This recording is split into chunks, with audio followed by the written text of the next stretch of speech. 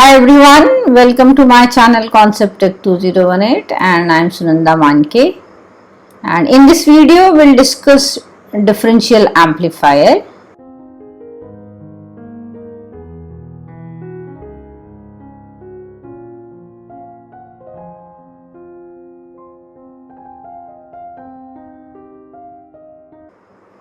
Now let's discuss the AC analysis of this amplifier, or we call it small signal analysis. Now collector currents we have calculated in the previous slide. So these are the collector currents given. Now again we will do some manipulation here, mathematical. So let us multiply numerator and denominator by e to the power Vd upon twice Vt to IC1 only. That gives us this value of IC1. We have multiplied e to the power Vd by twice Vt to numerator as well as the denominator. Now assuming Vid is very much less than twice of Vt, and that assumption is valid because if Vid goes above twice of Vt, the differential amplifier doesn't work linearly, it doesn't amplify the signal. So this assumption is valid. This assumption gives us this value of IC1, alpha I 1 plus Vid. Basically we are expanding the e to the power Vid by twice Vt. Assuming Vd is less than twice Vt, we are considering only first two terms of this series, and this gives us the value alpha I by 2 plus alpha I by twice Vt into Vid by 2. On the same lines we have IC2, that is also alpha I by 2 minus alpha I by twice Vt Vid by 2. Now this alpha I by 2, the first term, is the DC current flowing through the differential amplifier, because I by 2 are the two emitter currents flowing and collector is alpha times the emitter current. So alpha I by 2 are the collector currents flowing because of the biasing circuit in the differential amplifier, so they are the DC currents. And the second term in this equation, alpha I by twice Vt into Vid by 2, it is the incremental current or the AC value of the current.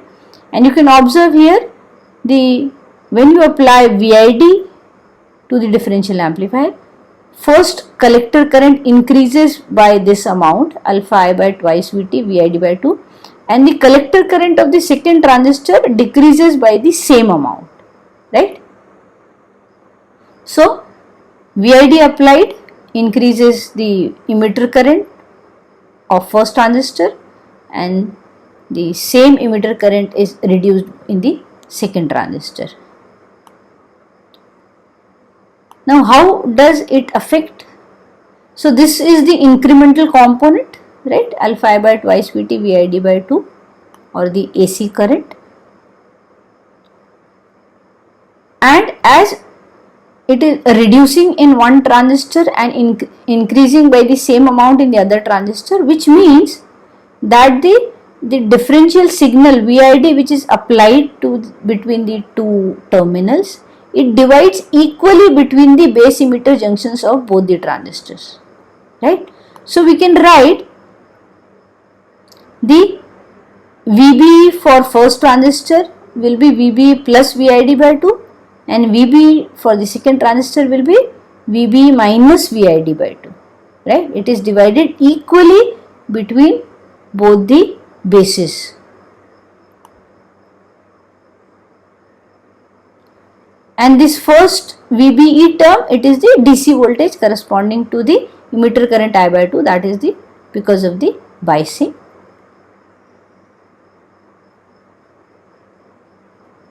And so the collector current in the first transistor will increase by Gm Vid by 2, and second transistor it will decrease by the same amount. And what is Gm here?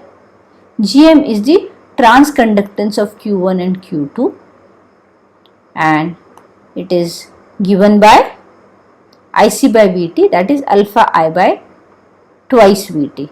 So in the first equation which we have written at the starting, if we we are replacing alpha I by twice Vt with Gm. So Gm Vid by 2 is the collector current because of the Vid input, and in the first transistor this current adds to the DC current, and in the second transistor this is subtracted from the DC current, that is the collector current basically decrements in the second transistor. And how it will affect the performance? So whatever the current values and all we have written, that is shown in the figure here. As you apply Vid to the input of the two bases, this Vid distributes equally between two transistors, Vid by 2 added to first transistor and Vid by 2 subtracted from the second transistor, right?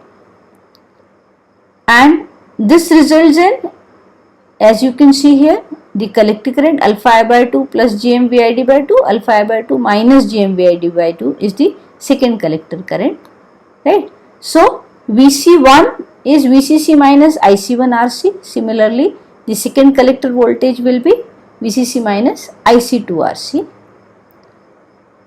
Now we can replace the value of Ic1, which was calculated in the previous slide, alpha I by 2 plus Gm Vid by 2 into Rc. We can write it as Vcc minus alpha I by 2 Rc minus Gm Rc Vid by 2 as Vc1. Similarly, we can write the second collector voltage, which is displayed here basically in the figure, and this gives us the output voltage differential Vc1 minus Vc2, which is equal to Gm Rc Vid as shown in the figure here, right? So we have analyzed differential amplifier assuming the small signal, that is linear operation of differential amplifier, and we have reached to, when we apply Vid input, we get Gm Rc Vid as the output. There is an alternative approach to understand the working of the differential amplifier. In this alternating approach, when we apply Vid, we know that the current source is ideal, current source I, right? That is ideal. That is ideal means its incremental resistance will be infinite. That is, there will not be any AC current flowing through this current source which is connected to both the emitters. So the direction of AC current will be from first emitter to second emitter, right? There will not be any AC current flowing through the current source which is connected to the emitter bases. Connected to the emitter leads, right? And what will be the value of this emitter current? The value of emitter resistance is Vt by IE or Vt by I by 2, that is the DC value, right? And what will be the value of the emitter current? It will be Vid by twice of Re. Why? Because emitter resistance of first transistor is Re, emitter resistance of second transistor is Re. So total emitter resistance is twice of Re, and the total input applied is Vid. So the emitter current will be equal to Vid by twice of Re. And collector current is alpha times the emitter current, so it will be alpha Vid by twice of Re. And what is alpha by twice of Re? It is Gm. So again, incremental collector current or AC collector current comes out to be Gm Vid by 2, as was discussed in the previous slide. We achieved the same result here by observing alternative approach, right? Now if swamping resistors are added, two more emitter resistance are added, then it results in emitter current as Vid by twice of Re plus twice of the external resistances which are connected in the circuit. Let's discuss the differential resistance offered to the source. So basically input differential resistance is the resistance seen by the source which is connected to the input of the differential amplifier, and it can be calculated or computed if we know the value of the incremental base current, that is the AC base current. So it will be IE by beta plus 1. IB is IC by beta, right? and it is IE by beta plus 1. We know the value of emitter current which we had calculated in the previous slide, that is VID by twice of RE into beta plus 1. So this is the base current due to AC input applied. So input resistance will be equal to the voltage upon the current. So this gives us the value of beta plus 1 twice of RE or twice of R pi. And if we have swamping resistors, that is additional external resistors connected in the circuit, then the same input resistance become beta plus 1 twice of RE plus twice of RE. We discussed in the slide of the swamping resistors that the swamping resistors, one of the advantages, they increase the input resistance, and it is proved here. So basically the resistance seen between two bases is equal to the total resistance in the emitter circuit multiplied by beta plus 1. Whatever is the emitter circuit resistance, if you multiply it by beta plus 1, it gives you input differential resistance. Similarly, we can calculate differential voltage gain also. We know the collector current values. IC1 is IC plus GM VID by 2 and IC2 is IC minus GM VID by 2, where IC here is alpha I by 2, it is the DC collector current or the biasing current. The collector voltages also we know, VC1 is VCC minus RCRC, GMRC VID by 2, that these values also we have calculated earlier. And the gain of course is equal to V out minus VID, that is VC1 minus VC2 by VID, and it comes out to be GMRC. That also we had calculated in the previous slide. So the gain obtained is GM times RC. GM can be written as alpha by RE. So the gain is alpha RC by RE, and value of alpha is almost equal to 1. So the differential gain is equal to RC by RE. If we include emitter resistance external, then that is added in the internal emitter resistance. So the gain becomes alpha RC by RE plus RE. That means the gain is equal to the ratio of the collector resistance to the ratio of the emitter resistance, right? Now coming to the last part of this differential amplifier, that is the differential amplifier configurations. There are basically 4 configurations available in differential amplifiers, because we have 2 input terminals and 2 output terminals in differential amplifier. So we can use both input and both output terminals, then it becomes dual input balanced output, or we call it differential input and differential output amplifier. If we apply input to single input terminals, then it becomes single input balanced output or single ended input and differential output. We have dual input unbalanced output and single input and unbalanced output. So we have 4 configurations here, and you can see in all the 4 configurations, when we have differential input, differential output, the input is V1 minus V2 and output is VC2 minus VC1. That is, we have differential input signal and balanced output signal. If we have differential input and single ended output, that is dual input unbalanced output, in that case input is differential but output is taken from one of the collectors. Similarly, when we have single ended input and differential output, input is taken from one of the bases and output is the differential one, that is the VC2 minus VC1. Lastly, single ended input and single ended output, or we call it single input and unbalanced output. Here the input is applied to one of the bases and output is taken from one of the collectors. We will discuss them in a little detail. This is dual input balanced output. This is the circuit. So you can see here the input is applied to both the input terminals and output is taken from both the collectors. It is taken between both the collectors. The gain offered by this amplifier we have already computed. It is equal to alpha RC by minus of alpha RC by RE. The input resistance seen is also we have calculated, it is beta plus 1 into Re. Output resistance, of course, it will be equal to the collector resistance, and this particular configuration is used as the first stage of amplification in operational amplifier.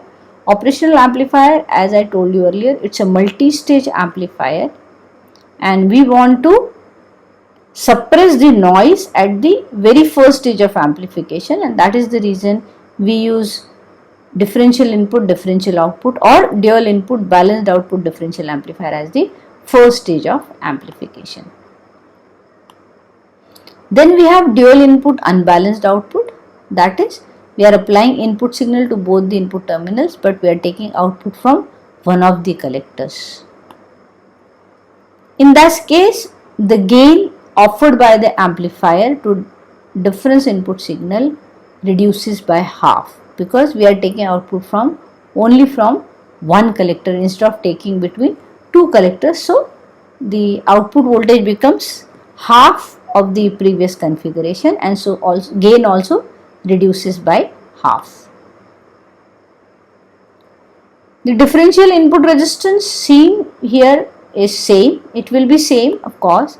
Output resistance also is same, and this particular configuration CMRR value is less than the previous configuration, and it normally is used to convert differential output to single-ended output in operational amplifier, right? So normally it is the second stage of, or it is used in intermediate stages of the operational amplifier. The third configuration is we take only single input signal and we take output from both the collectors. In this case, the gain is same as the gain was there in the first configuration, because we are taking output from both the collectors. So alpha RC by Re. Differential input resistance is same in all the configuration. Output resistance also is same. Lastly, we have single input and unbalanced output differential amplifier. We are applying input to one of the bases and we are taking output from the one of the collectors. The gain offered of course is half of the gain of the differential balanced configuration. As I told you, the input resistance and output resistance, they are same in all the configuration. But this particular configuration is not used because it is not offering any advantage of differential amplifier. We are not getting good value of CMRR. Neither the gain is good, gain is half. So it is as good as using a single stage amplifier, single ended amplifier, right? And that is the reason this particular configuration is not used. I hope you have understood the basic concept and the configurations of differential amplifier and why do we prefer differential over single-ended operation. Thank you so much for watching this video. Please like, share and subscribe my channel Concept Tech 2018 for more such videos. Thank you.